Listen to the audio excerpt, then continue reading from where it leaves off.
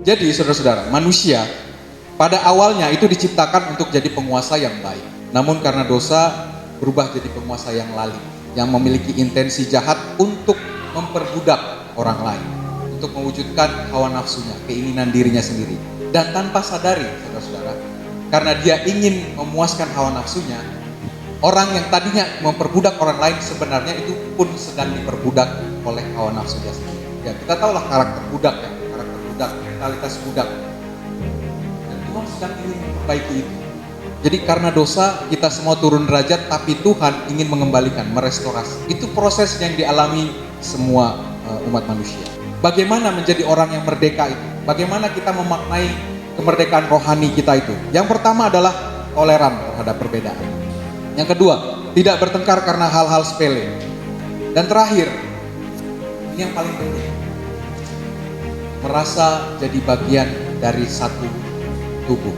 Merdeka itu bukan sekedar lepas atau bebas dari ketergantungan terhadap sesuatu, melainkan mengelola ketergantungan tersebut yang didasari kesadaran akan kesetaraan dan keharmonisan.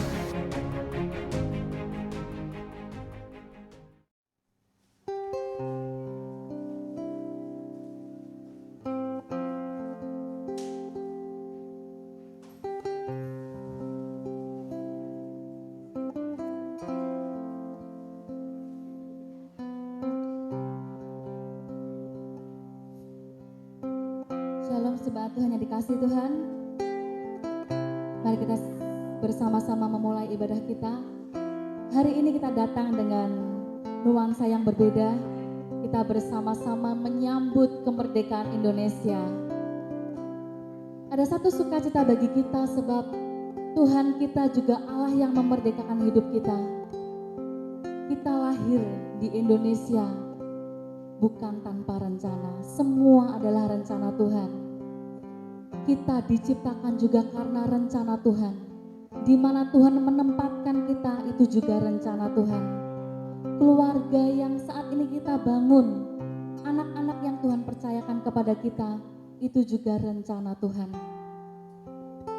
Dan hari ini kita bersama-sama mengingat kembali, mendekatkan diri kita kembali, apa yang menjadi kehendak Tuhan dalam hidup kita. Satu hal yang perlu kita ingat adalah waktu Tuhan. Tuhan selalu punya waktu yang tepat dalam hidup kita. Rencananya indah bagi kita. Mari kita bersama-sama membawa hati kita kepada Tuhan. Sebab waktu Tuhan adalah waktu yang terbaik yang Tuhan sediakan bagi kita.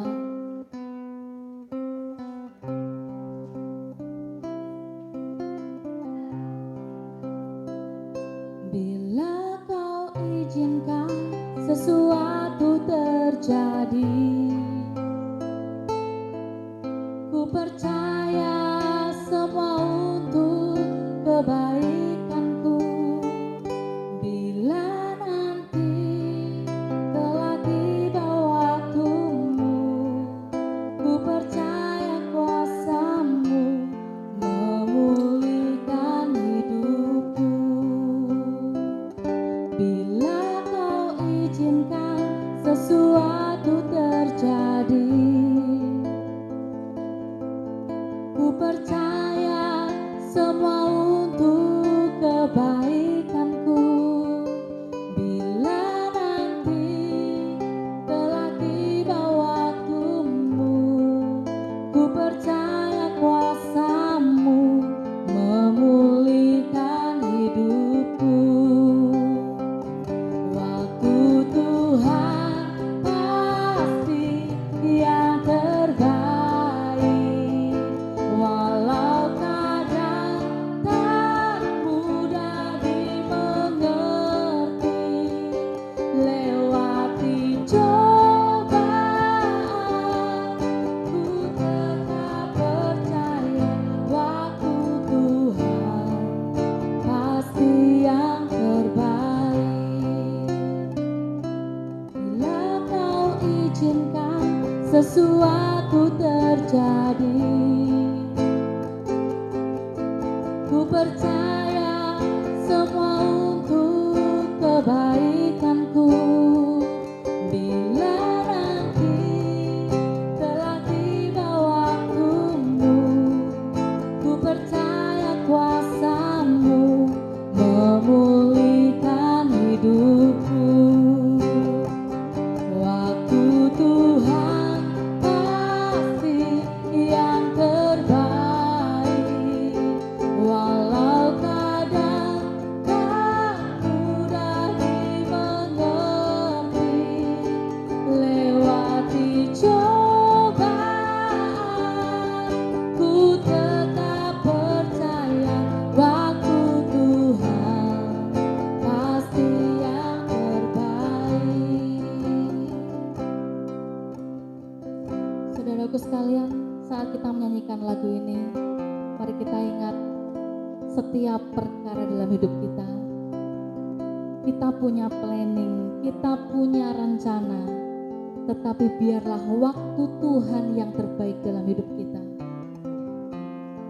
Izinkan semua yang terjadi, apapun yang terjadi, hidup kita tetap ada di dalam rencana Tuhan. Hidup kita tetap ada di jalurnya Tuhan, di waktunya Tuhan, supaya saat nanti tiba waktunya, kita bisa berkata, terima kasih Tuhan, ini yang terbaik dalam hidupku. Mari kita naikkan pujian ini dengan segenap hati kita. Saya ajak setiap kita untuk berdiri bersama-sama. Bila Kau izinkan sesuatu terjadi, ku percaya semua untuk kebaikanku. Bila nanti telah tiba waktuku, ku percaya kuasa-Mu memulihkan hidupku. Waktu Tuhan pasti yang terbaik, walau kadang tak mudah dimengerti. Lewati cobaan, ku tetap percaya waktu Tuhan pasti yang terbaik. Waktu Tuhan pasti yang terbaik, walau kadang tak mudah dimengerti. Lewati cobaan, ku tetap percaya waktu Tuhan pasti yang terbaik. Waktu Tuhan pasti yang terbaik, walau kadang tak mudah dimengerti.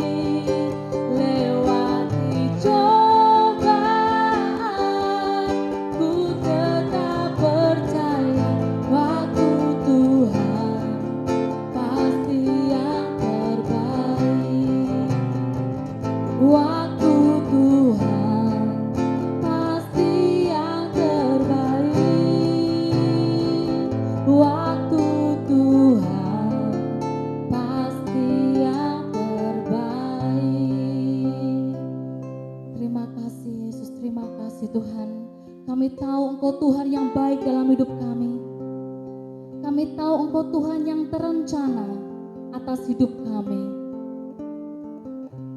Kami lahir di bangsa ini, bangsa Indonesia, sebab Engkau punya rencana di dalam hidup kami atas bangsa ini. Kami hidup di lingkungan, di keluarga yang Engkau pilih untuk kami bertumbuh. Itu juga karena rencana Tuhan. Anak-anak kami yang boleh lahir di dalam rencana Tuhan, biarkanlah kami menjalankannya, kami memeliharanya dengan penuh kepercayaan akan Tuhan. Terima kasih Tuhan, Engkau Allah yang baik, perbuatan-Mu ajaib dalam hidup kami. Engkau Allah yang manis, Engkau Allah yang setia, Engkau Allah yang membuat kami sanggup berkata, Yesusku baik. Engkau Allah yang membuat kami sanggup berdiri, mempertahankan iman, kepercayaan kami. Kami mau hidup kami bagi Tuhan. Biarlah kami menjadi berkat bagi keluarga kami, bagi sekeliling kami, dan juga bagi bangsa kami Indonesia. Terima kasih Bapa, terima kasih Tuhan. Perbuatan-Mu ajaib bagi kami. Di dalam nama Tuhan Yesus kami berdoa. Amin. Saudaraku sekalian, saudara percaya bahwa Allah yang kita sembah adalah Allah yang dahsyat, Allah yang tidak tergoyahkan. Amin. Betapa dahsyatnya Tuhan, Allah yang kita sembah.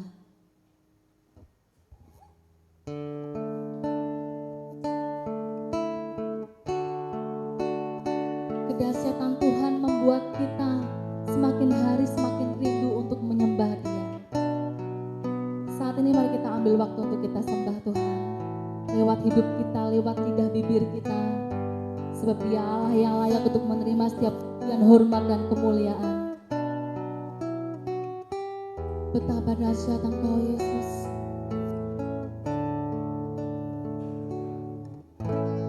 Betapa dahsyat Engkau Tuhan, Pencipta segala yang ada, dulu sekarang sampai selamanya. Hanya Engkau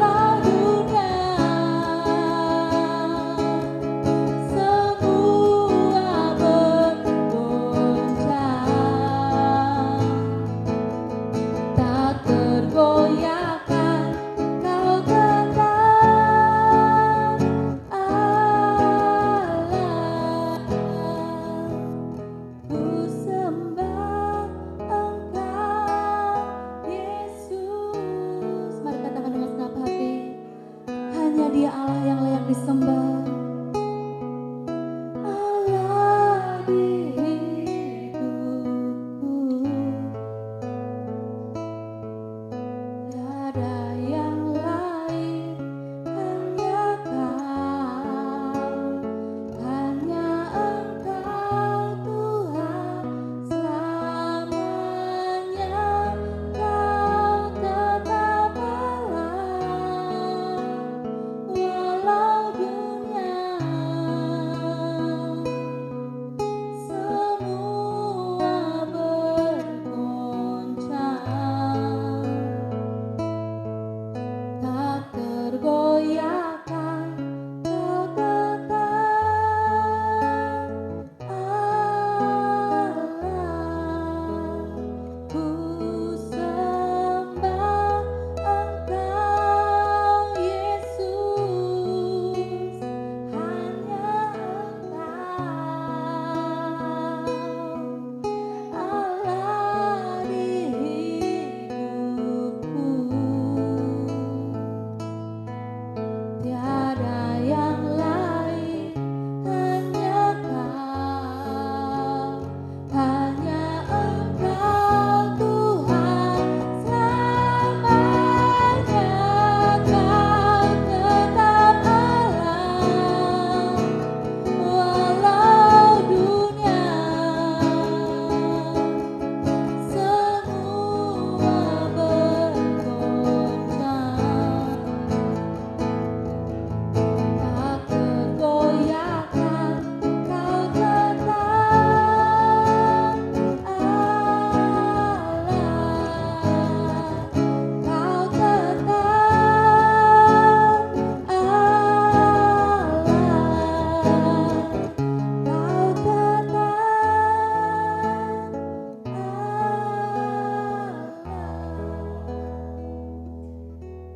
Tuhan, gunung batu kami, tempat kami berlindung, tempat kami mencari ketentraman ya Tuhan, tak tergoyahkan sepanjang zaman. Terima kasih ya Tuhan. Sebentar kami akan merenungkan firman Tuhan, kebenaran dari-Mu. Kiranya Kau urapi kami ya Tuhan, hamba sebagai penyambung lidah-Mu ya Tuhan. Bantu hamba untuk menyampaikan segala sesuatunya dengan benar, yang dapat mengangkat hati kami, semangat kami, membuat kami lebih dekat kepadamu ya Tuhan. Begitu juga dengan yang mendengarkan. Selaraskan hati kami dengan hati-Mu ya Tuhan pada saat ini, agar kebenaran yang disampaikan boleh bertumbuh, berbuah dalam kehidupan kami. Di dalam nama Yesus kami berdoa. Amin.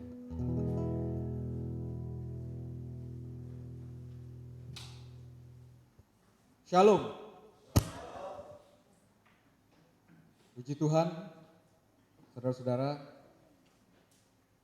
senang kita bisa kembali berkumpul. Yang berbahagia boleh lambaikan tangannya. Puji Tuhan. Ini saya merasa kayak Cynthia juga ya, ini dominan merah, jarak yang putih. Ya, kita karena dalam nuansa suasana kemerdekaan, khotbahnya kali ini kita akan bicara mengenai makna kemerdekaan. Kemerdekaan yang diraih, yang diproklamirkan hampir 75 tahun yang lalu, yang diperjuangkan oleh orang-orang, oleh para founding fathers kita ya. Meskipun kalau kita pikir-pikir, kemerdekaan Republik Indonesia itu ada unsur bantuan juga dari Amerika ya. Kalau Amerika tidak mengebom Jepang nggak mundur dari Indonesia. Jadi sebenarnya ada bantuan Amerika juga sehingga kita boleh merdeka.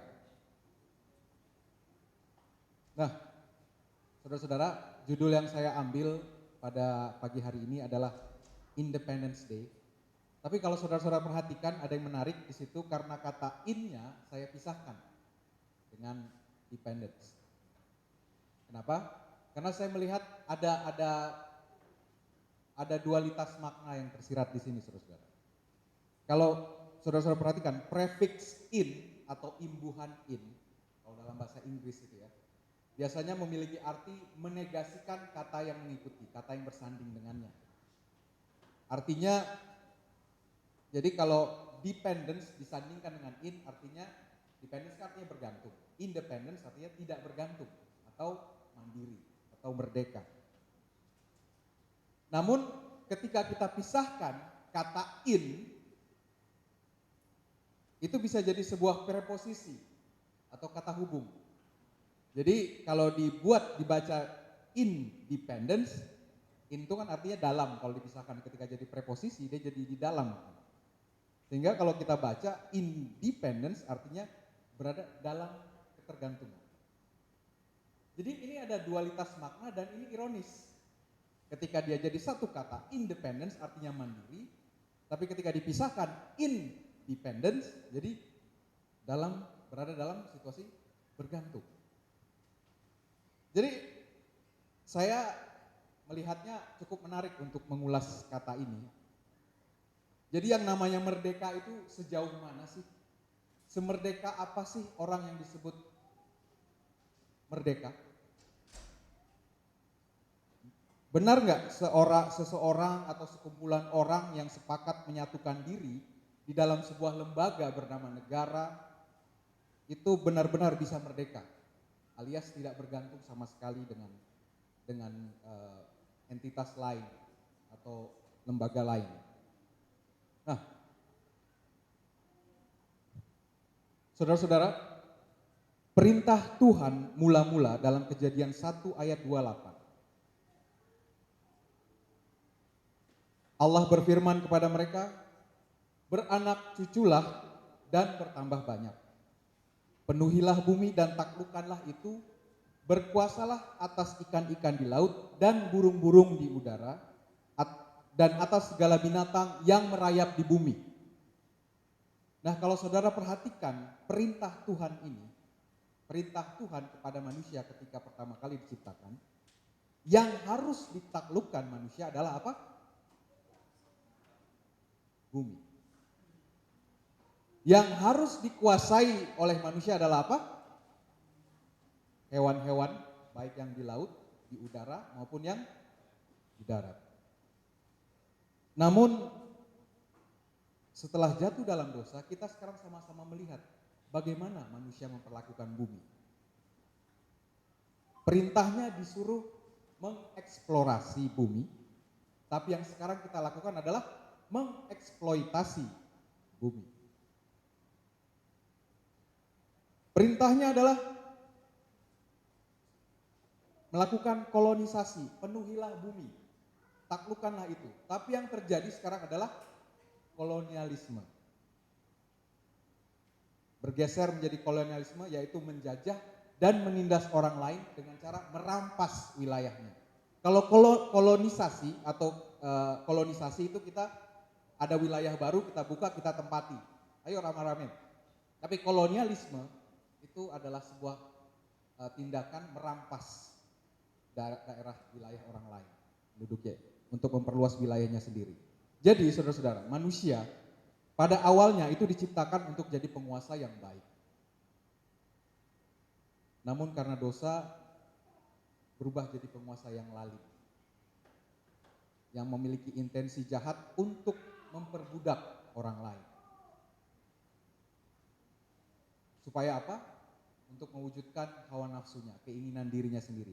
Dan tanpa sadari, saudara-saudara, karena dia ingin memuaskan hawa nafsunya, orang yang tadinya memperbudak orang lain sebenarnya itu pun sedang diperbudak oleh hawa nafsunya sendiri.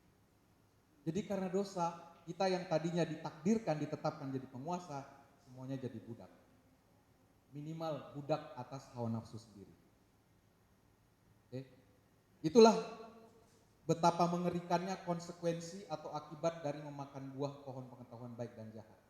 dari Son of God, kita turun derajat jadi slave of sin.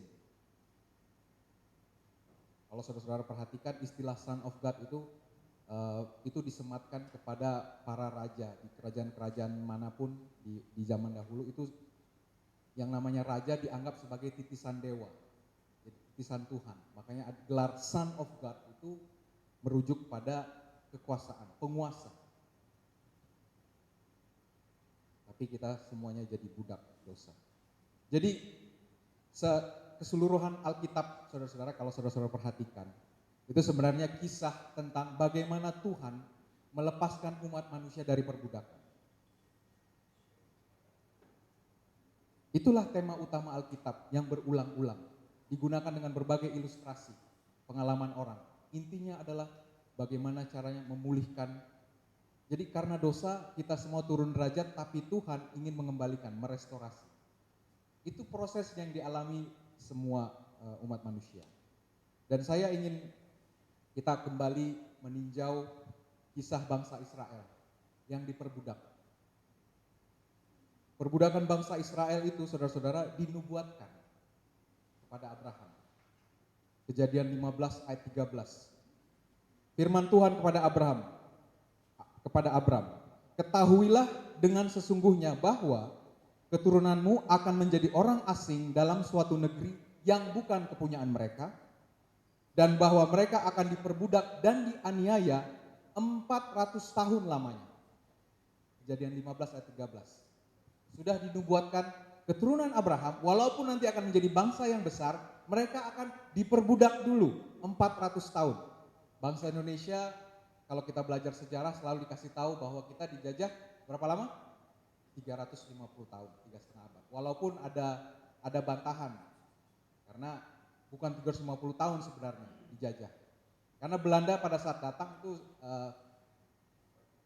lebih dengan misi dagang, kolonialismenya belakangan baru mengikuti. Jadi katanya totalnya sih tidak 3,5 abad, tapi itu kajian yang berbeda.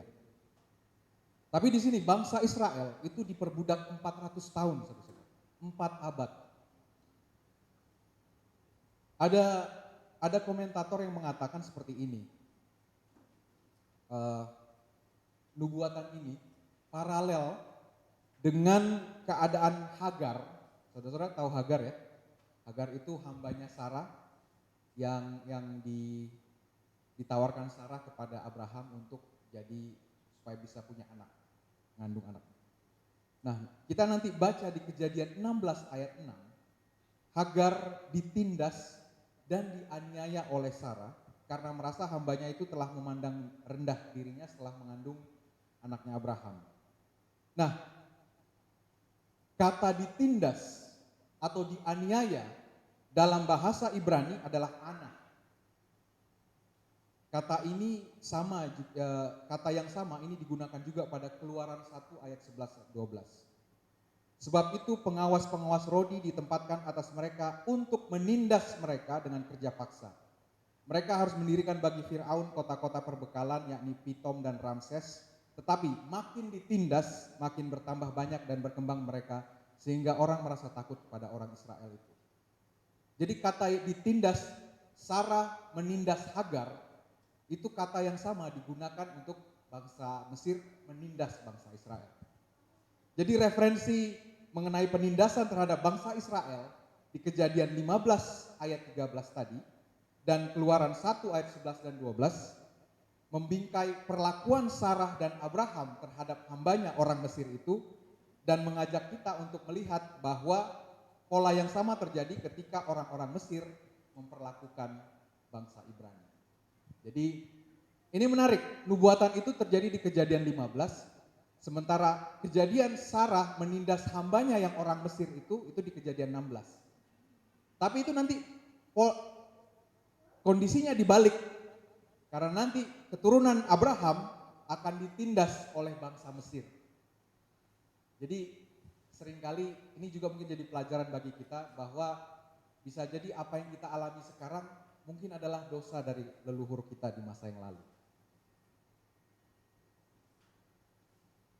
Atau apa kebaikan-kebaikan yang kita terima sekarang ini juga adalah kebaikan yang dibuat oleh leluhur kita di waktu yang lalu. Jadi bangsa yang dijanjikan oleh Tuhan kepada Abraham akan jadi bangsa yang besar, itu harus melalui perbudakan dulu. Itu yang pertama. Yang kedua,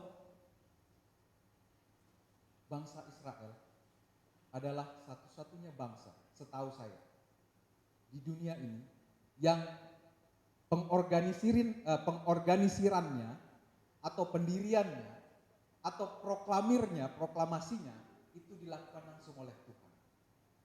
Kalau kita berdasarkan inisiatif, kita sudah mau merdeka nih,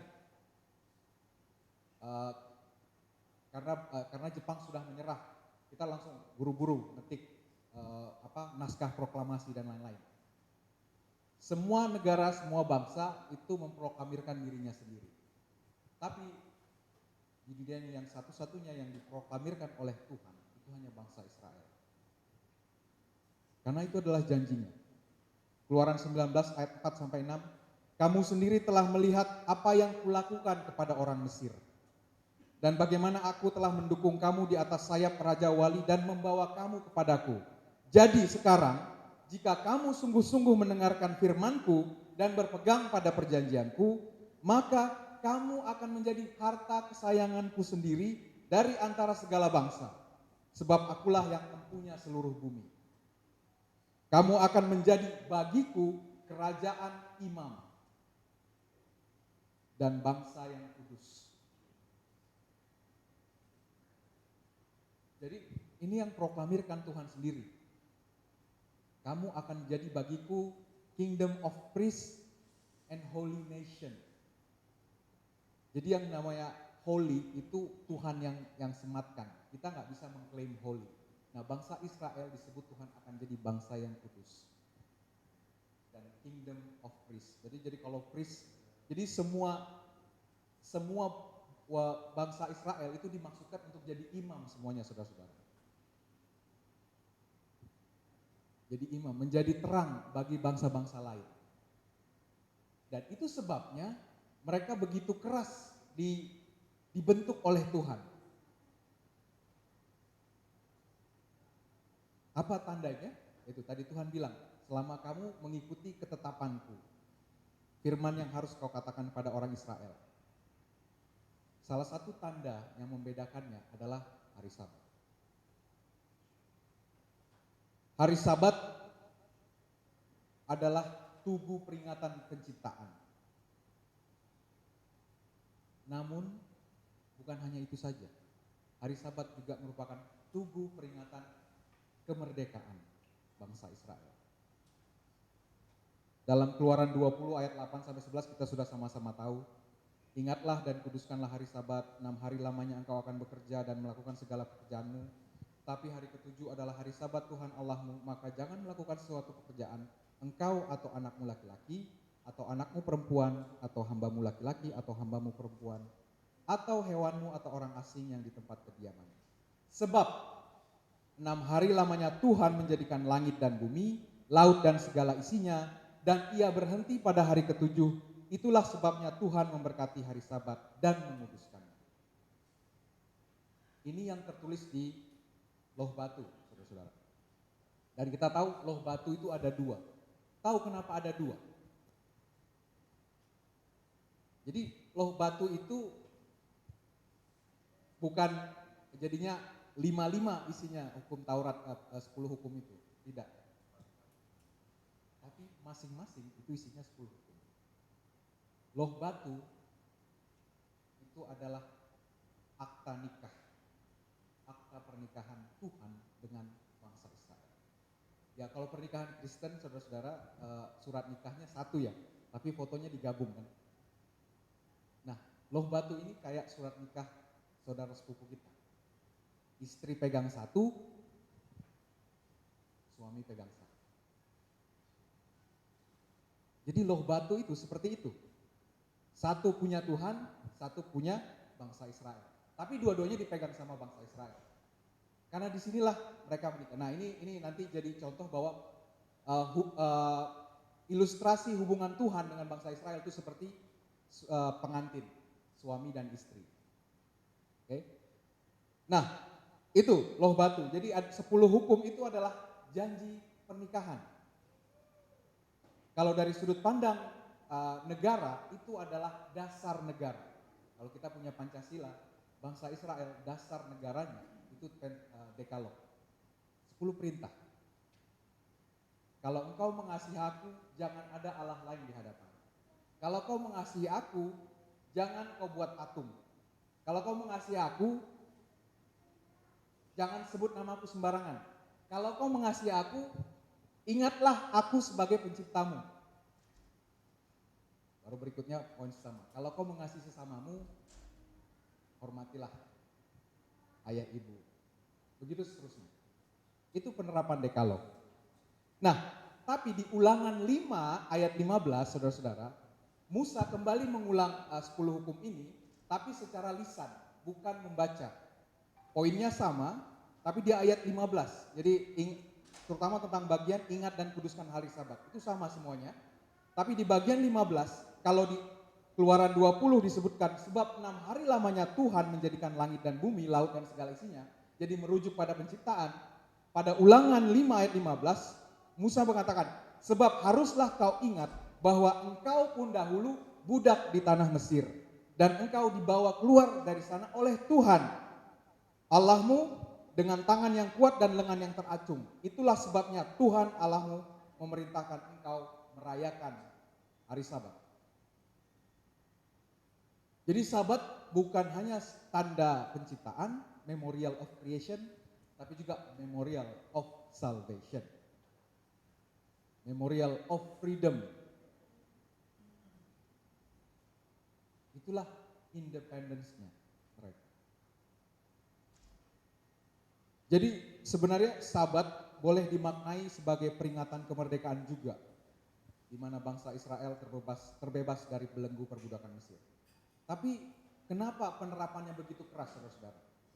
Sampai-sampai kalau saudara misalnya menyalakan api atau kedapatan memungut kayu bakar pada hari Sabat, itu langsung dihukum mati. Kayaknya keras banget, dan itu akhirnya sekarang diterapkan oleh saudara-saudara kita. Sampai ada yang nggak mau masak, nggak mau nyalain api ya pada hari Sabat gitu kan, karena ngikutin ini. Kita harus bedain konteksnya pada masa itu dengan yang sekarang. Bangsa Israel 400 tahun jadi budak, saudara-saudara. 400 tahun, berarti mentalnya mental budak. Dan Tuhan sedang ingin menjadikan mereka sebagai bangsa yang kudus. Berarti ada proses pembentukan karakter, pendisiplinan yang benar-benar keras yang Tuhan sedang lakukan untuk bangsa ini. Untuk membedakan mereka dari bangsa-bangsa yang lain. Makanya keras banget soal Sabat.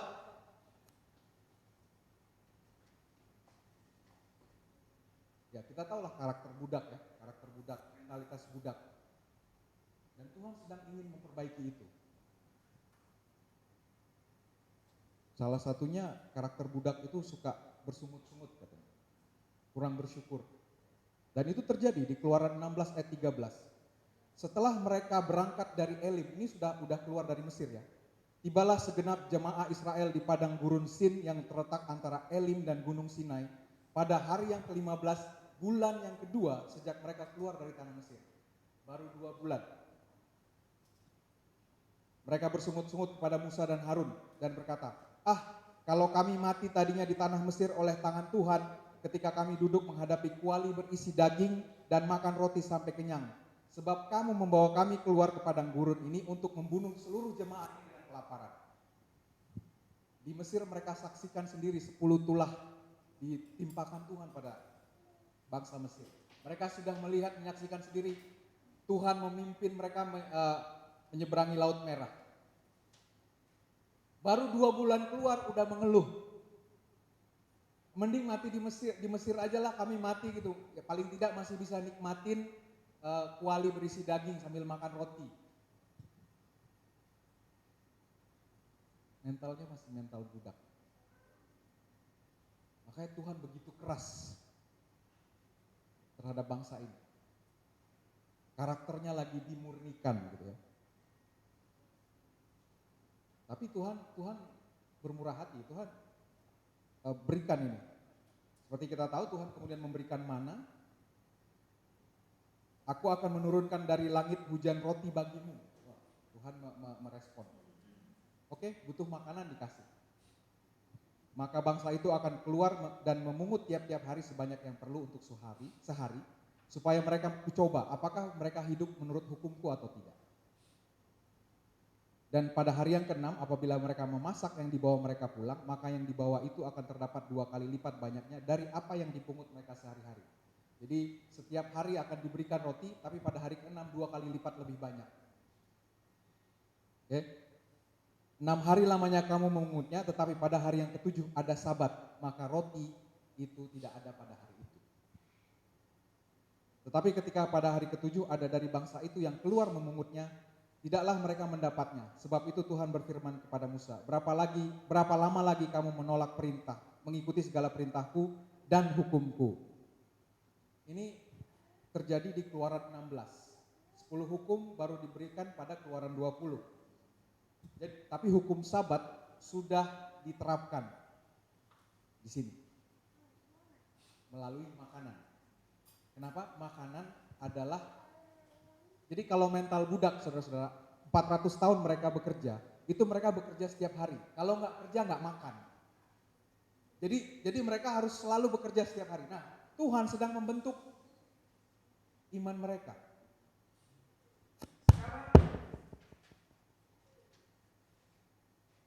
Setelah 400 tahun jadi budak, bangsa Israel bekerja setiap hari tanpa istirahat. Sehingga kebiasaannya mereka harus bekerja supaya makan. Namun melalui pengalaman di padang gurun, Tuhan sedang mengajar bahwa kebutuhan mereka itu Tuhan yang berikan. Bahkan diberi 1 hari untuk liburan, untuk berhenti. Tapi begitupun mereka tetap bisa makan. Ya. 6 hari diberi Tuhan, 1 hari aja berhenti. Tapi itu pun aku tetap menjamin kau akan tetap hidup. Jadi hari Sabat adalah tanda bahwa kita percaya Tuhan akan tetap memberkati walaupun kita tidak melakukan apa-apa. Dalam banyak kisah seringkali dicobai pada hari Sabat, ikan-ikan lebih banyak di laut. Ada. Kalau ini kisah di kitab yang lain, kitab Saudara Serupu ada menyebutkan soal ini. Bahwa bangsa Israel disebutkan dicobai pada hari Sabat di mana ikan-ikan justru lebih banyak pada hari itu.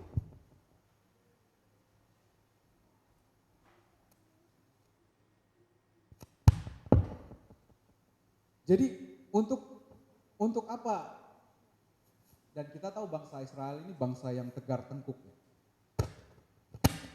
Namun Tuhan tetap sangat keras terhadap mereka. Tujuannya apa, saudara-saudara? Ulangan 8 ayat 3. Jadi ia merendahkan hatimu, membiarkan engkau lapar dan memberi engkau makan mana yang tidak kau kenal dan juga yang tidak dikenal oleh nenek moyangmu. Jadi ini makanan yang baru sama sekali. Untuk membuat engkau mengerti bahwa manusia hidup bukan dari roti saja, melainkan hidup dari segala yang diucapkan Tuhan. Jadi saudara-saudara, dari sini saya kemudian mendapatkan kesimpulan bahwa sebenarnya independence sebenarnya hanyalah pergeseran dari satu independence kepada independence yang lain. Maksud ngerti nggak? Jadi yang namanya kemerdekaan itu hanyalah pergeseran dari suatu keadaan yang bergantung di satu keadaan kepada kebergantungan yang lain. Bangsa Israel sebelumnya dependen terhadap bangsa Mesir. Kenapa? Karena mereka budak. Saat mereka dibebaskan, saat mereka dimerdekakan, saat mereka jadi independen, tidak lantas mereka menjadi mutlak kemerdekaannya. Kenapa? Karena mereka tetap diajar untuk dependen terhadap Tuhan. Jadi yang namanya absolute independent itu nggak ada, saudara-saudara.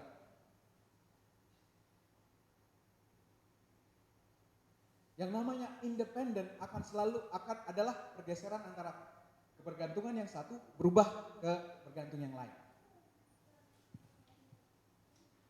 Oke? Oleh karena itu, orang-orang yang sudah merdeka, saudara-saudara, sepatutnya bersyukur atas kemerdekaan yang kita miliki, namun tidak menggunakannya dengan sembarangan. Orang-orang yang merdeka, pertama, ya, saya mengajak saudara-saudara untuk memahami makna rohani kemerdekaan yang kita miliki dalam Kristus. Kita sudah dimerdekakan dalam Kristus, tetapi seperti ayat inti kita mengatakan, janganlah kamu saudara-saudara, memang kamu telah dipanggil untuk merdeka, tetapi janganlah kamu menggunakan kemerdekaan itu sebagai kesempatan untuk kehidupan dalam dosa. Jadi kemerdekaan itu, kebebasan itu tidak absolut, melainkan layanilah seorang akan yang lain oleh kasih. Ada beberapa poin yang saya ingin sampaikan mengenai bagaimana menjadi orang yang merdeka itu. Bagaimana kita memaknai kemerdekaan rohani kita itu. Yang pertama adalah toleran terhadap perbedaan.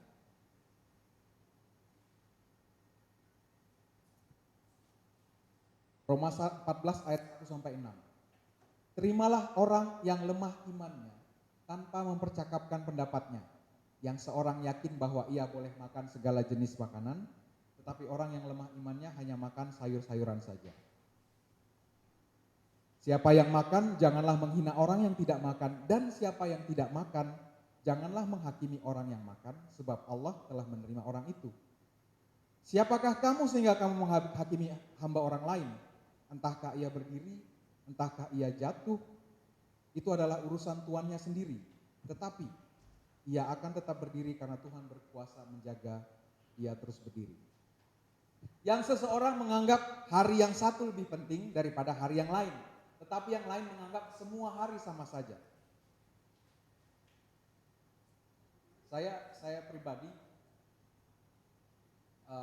lebih dalam memaknai Sabat, saudara-saudara.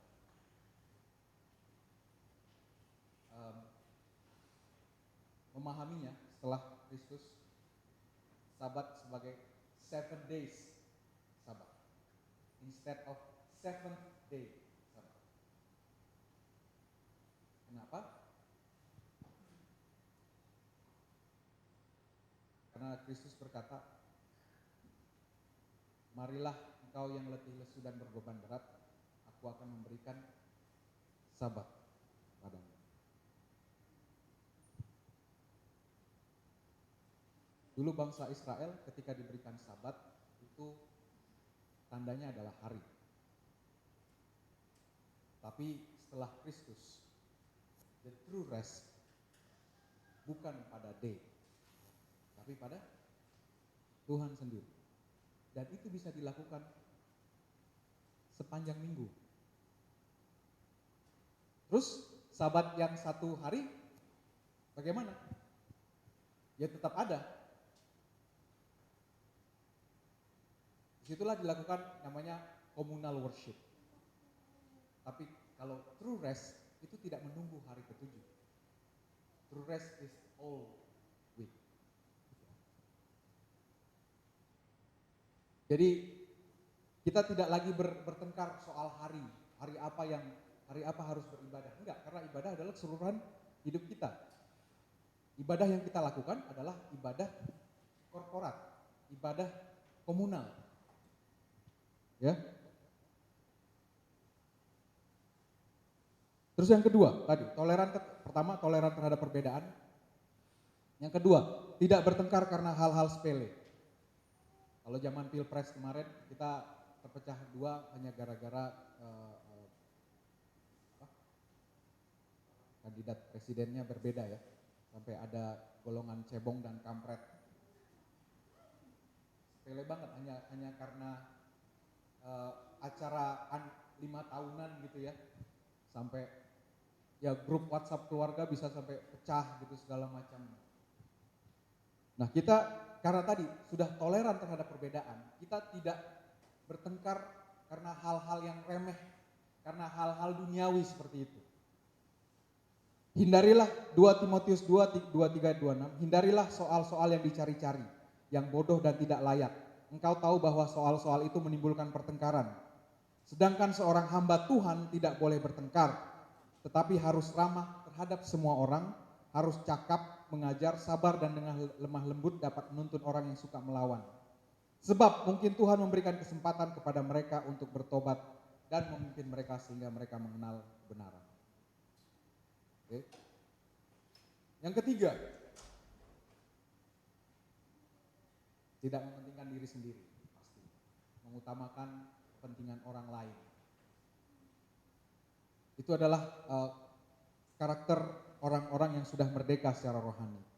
Bahwa kebebasan kita itu tidak menjadi batu sandungan bagi orang lain. Kita tetap peduli kepada sesama kita, karena Tuhan bilang seluruh hukum Taurat tercakup dalam satu firman ini, yaitu kasihilah sesamamu manusia seperti dirimu sendiri.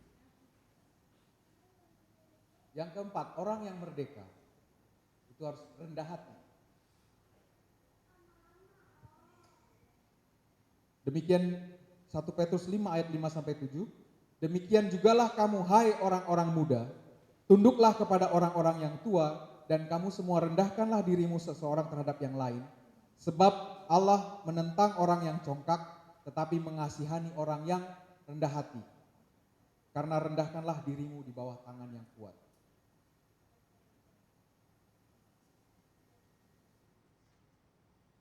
Kemerdekaan kita ini sudah hampir 75 tahun, tapi masih tetap ada orang-orang yang tidak puas. Orang-orang yang merasa bahwa negara ini tidak cukup bisa mengakomodir kepentingan mereka. Dan itu berangkat dari kesombongan, karena merasa saya bisa melakukan lebih baik. Saya punya ideologi yang lebih baik. Dan tinggi hati adalah pangkal dari segala perpecahan, saudara-saudara. Itulah sebabnya kita diajak sebagai orang yang merdeka harus menjadi orang yang rendah hati. Dan terakhir, ini yang paling penting, merasa jadi bagian dari satu tubuh. Pelajaran mengenai tubuh Kristus, bahwa masing-masing kita punya peran yang berbeda-beda. Ada yang perannya sebagai mata, ada yang perannya sebagai tangan, ada perannya sebagai kaki. Tapi masing-masing tidak bisa mengatakan bahwa dirinya lebih baik daripada yang lain. Nah, begitu juga dengan tubuh Indonesia ini. Kita punya perannya masing-masing. Apa peran kita dalam memelihara tubuh yang namanya Indonesia? Merawat keberagaman, menjadi orang yang toleran.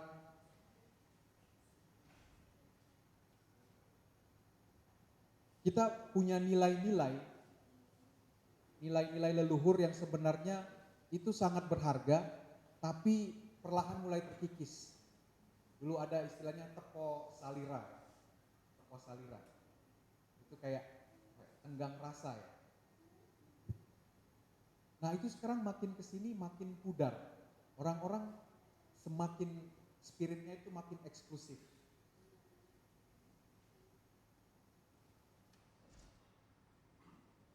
Kayak sekarang banyak inisiatif gerakan-gerakan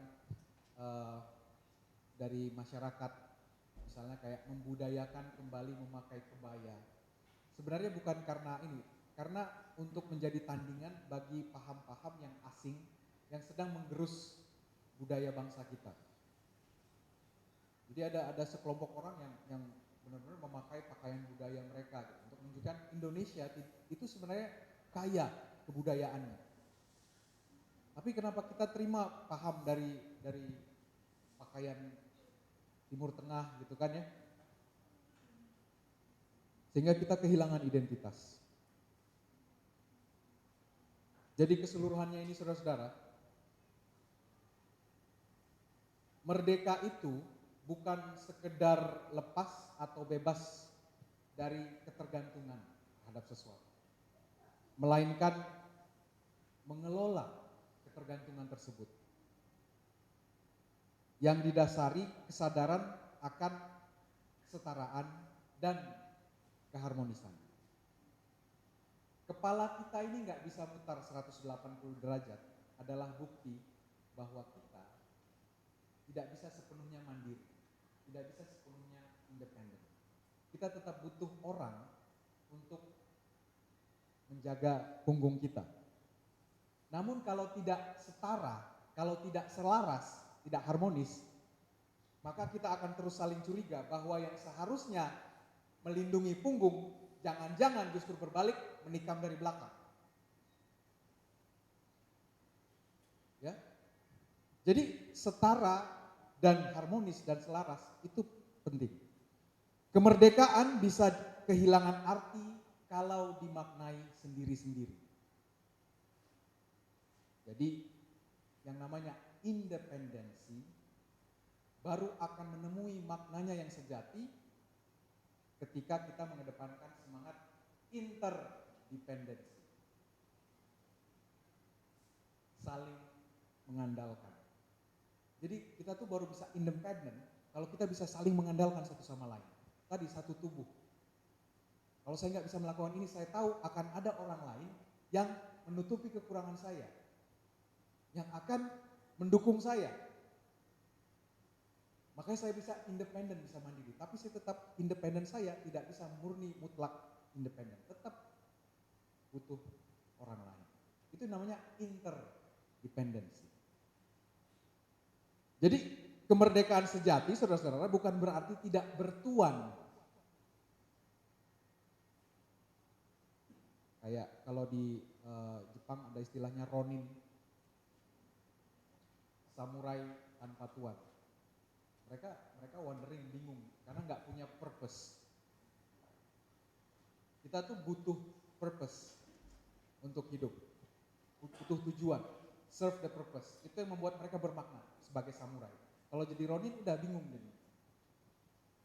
Jadi kemerdekaan sejati itu adalah memilih dengan sadar untuk terikat pada sesuatu dengan konsekuensi akan mendapatkan kewajiban atau komitmen.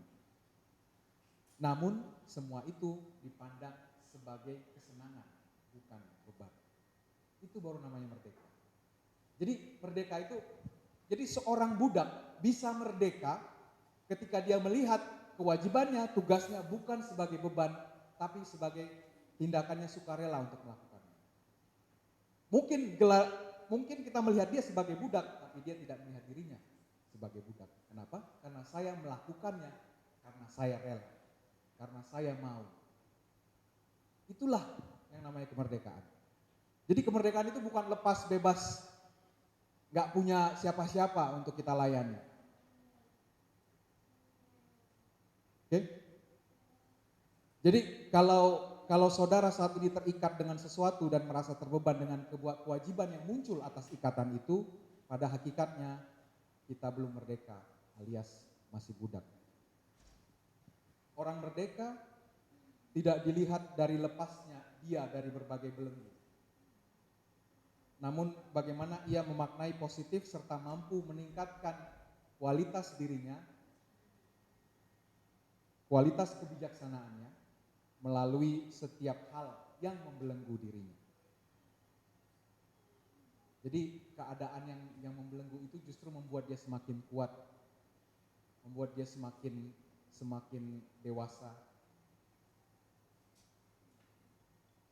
Itulah orang merdeka yang sejati. Dan saya berdoa hari ini agar kita semua saudara-saudara yang telah menerima kemerdekaan rohani dalam Kristus boleh menggunakan ini sebagai dasar untuk merayakan kemerdekaan jasmani yang kita terima, baik sebagai warga negara, anggota masyarakat maupun anggota jemaat. Demikian saya sampaikan di dalam nama Tuhan. Amin.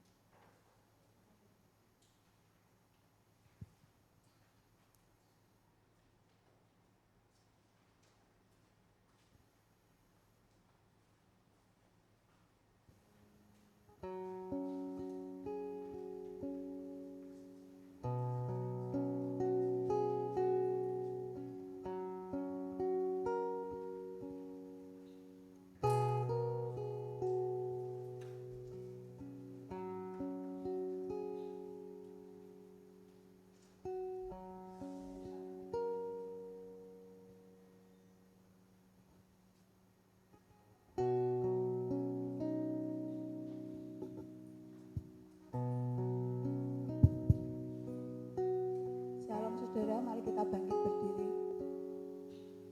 Ajak saudara untuk menyanyikan lagu doa kami.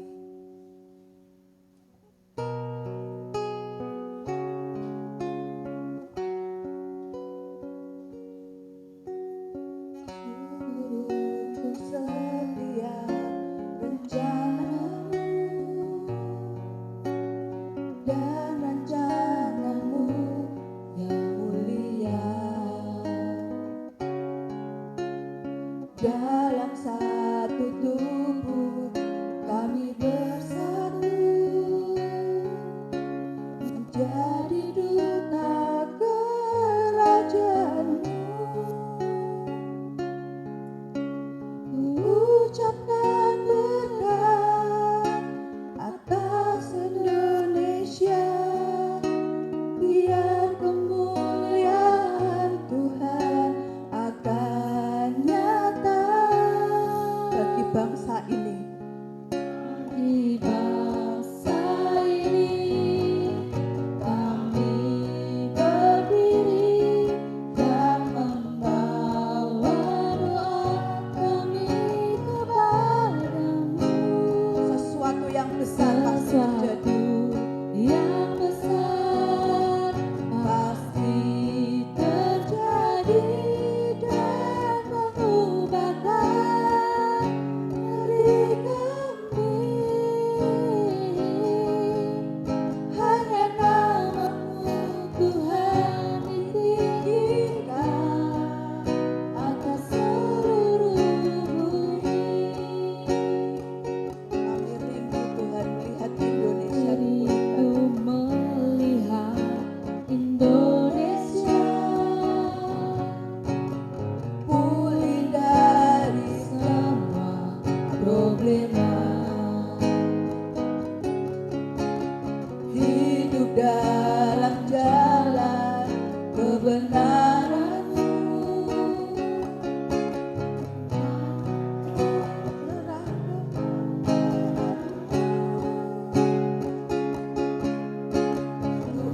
Ucapkan berkat atas Indonesia, biar kemuliaan Tuhan akan nyata bagi bangsa ini. Kami berdiri Tuhan. bagi bangsa ini kami berdiri dan membawa doa kami kepadamu. Sesuatu yang besar Pasti terjadi dan mengubahkan negeri kami.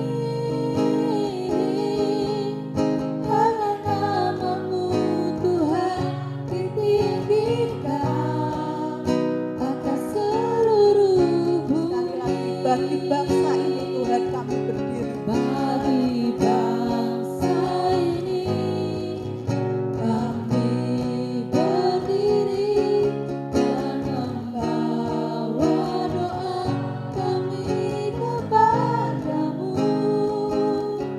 Sesuatu yang besar pasti terjadi dan mengubahkan negeri kami. Hanya nama-Mu Tuhan ditinggikan atas seluruh bumi. Saudara, saya mau bagikan sedikit kesaksian.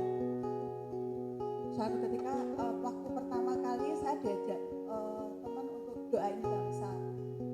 Waktu itu saya mikir gini, doa buat bangsa, ngapain ya? Kita aja masih punya banyak masalah kok. Kenapa harus doain bangsa kok? Kayaknya gede banget gitu loh. Tapi saya ditunjukin satu firman di Yeremia 29 ayat 7. Bunyinya gini, usahakanlah kesejahteraan kota kemana kamu aku buang, dan berdoalah untuk kota itu kepada Tuhan. Sebab kesejahteraannya adalah kesejahteraanmu. Di sini saya nangkep, Oh ya, kesejahteraan kota kita, bangsa kita, itu juga kesejahteraan kita. Oh, itu kenapa kita harus berdoa buat kota kita, buat bangsa kita, supaya ada lawatan Tuhan terjadi atas kota kita, atas bangsa kita. Bawa dalam doa. Mari saudara kita doakan sama-sama. Bapa, kami mau ucapkan berkat Tuhan bagi bangsa Indonesia Tuhan. Kiranya lawatan-Mu Tuhan terjadi di bangsa ini Tuhan. Biar urapan-Mu Tuhan turun atas bangsa Indonesia ini Tuhan. Bapak, kami mau berdoa juga buat pemimpin kami Tuhan. Pemimpin bangsa Indonesia ini Tuhan, Bapak Joko Widodo dan Wakil Presiden Tuhan. Dan juga setiap jajaran pemerintahan yang ada di Indonesia. Juga setiap kabinet-kabinet yang ada Tuhan. Kami mau perkatakan berkat Tuhan. Urapi setiap mereka Tuhan. Urapi setiap apa keputusan yang mereka ambil Tuhan. Biar Kau turut campur tangan Tuhan bagi mereka Tuhan. Berkati setiap umat-Mu Tuhan. Berkati setiap anak-anak-Mu yang ada di pemerintahan Tuhan. Biar Kau turut campur tangan Tuhan. Pegang kendali Tuhan. Bapak, kami juga mau mohon pemulihan bagi bangsa ini Tuhan. Pemulihan bagi bangsa Indonesia ini Tuhan dari COVID-19 Tuhan. Kiranya Engkau yang urapi bangsa Indonesia ini Tuhan. Engkau yang pulihkan Tuhan. Biar lebih banyak lagi orang-orang yang sembuh dibanding yang mati Tuhan. Kiranya Engkau urapi setiap tenaga kesehatan, dokter-dokter, perawat rumah sakit yang menangani Tuhan. Juga Menteri Kesehatan Tuhan. Engkau yang urapi Tuhan. Supaya setiap kebijaksanaannya Tuhan membawa pemulihan bagi bangsa Indonesia ini Tuhan. Bapak, kami juga mau berdoa Tuhan bagi pemulihan ekonomi di negara Indonesia ini Tuhan, di bangsa Indonesia ini Tuhan. Untuk setiap pengusaha yang terkena dampak COVID-19 ini Tuhan, kiranya Engkau berikan kekuatan bagi mereka Tuhan, untuk mereka menemukan jalan-Mu Tuhan, menemukan Engkau lebih lagi, dan dapat keluar menjadi lebih dari pemenang Tuhan melewati masa pandemi ini Tuhan. Kami juga mau berdoa untuk setiap pekerja Tuhan, untuk setiap kepala rumah tangga yang berjuang bagi keluarganya Tuhan. Kiranya Engkau tolong mereka Tuhan. Mampukan setiap kami Tuhan, mampukan setiap kami Tuhan. Bapak, kami juga mau berdoa bagi kota cinta Semarang ini Tuhan. Tolong Tuhan, tolong kota kami Tuhan. Pulihkan kota kami Tuhan. Kami percaya Tuhan, firman-Mu berkata Tuhan, ketika umat-Mu yang nama-Mu disebut di atas mereka berdoa, merendahkan diri dan berbalik dari kejahatannya Tuhan, Kau mendengar dari surga, dari tempat yang maha tinggi, dan memulihkan negeri kami Tuhan. Pulihkan setiap kami Tuhan. Bapak, kami juga mau berdoa Tuhan untuk setiap keluarga-keluarga kecil di tempat ini Tuhan. Kiranya ada shalom-Mu Tuhan, ada damai-Mu di dalam setiap keluarga di tempat ini Tuhan. Biar setiap mereka mengalami lawatan-Mu lebih lagi Tuhan. Bahwa hati mereka Tuhan merasakan Kau lebih lagi Tuhan, mengalami Kau lebih lagi Tuhan. Biar setiap hari Tuhan para pemimpin keluarga, orang tua, Kau bimbing untuk mendidik anak-anak mereka menjadi anak yang takut akan Engkau Tuhan. Karena kami percaya dari keluarga-keluarga kecil ini Tuhan, dari anak-anak-Mu ini Tuhan, mereka adalah generasi penerus bangsa Tuhan. Biar nama-Mu dipermuliakan Tuhan di dalam kehidupan mereka Tuhan. Biar urapan-Mu turun Tuhan atas hidup kami Tuhan. Mulai dari kami Tuhan, keluarga kecil di tempat ini Tuhan. Tolong setiap kami Tuhan. Tolong setiap kami. Doa yang jauh dari sempurna ini Tuhan, kami landaskan di dalam nama Tuhan Yesus. Mari kita nyanyikan sekali lagi. Bagi bangsa ini Tuhan, kami berdiri Tuhan. Bangsa ini Kami berdiri dan membawa doa kami kepadamu. Sesuatu yang besar percaya Tuhan, pasti terjadi atas terjadi. kami percaya Tuhan, saat Kau turun tangan Tuhan, atas bangsa ini. Terima kasih Bapak. Namamu Tuhan ditinggikan atas seluruh bumi. Hanya namamu Tuhan ditinggikan atas seluruh bumi.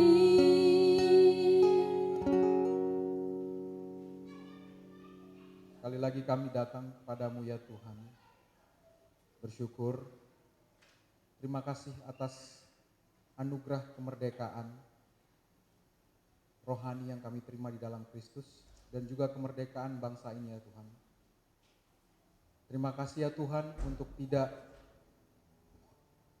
menempatkan kami pada perbudakan, untuk kami memahami artinya kebebasan.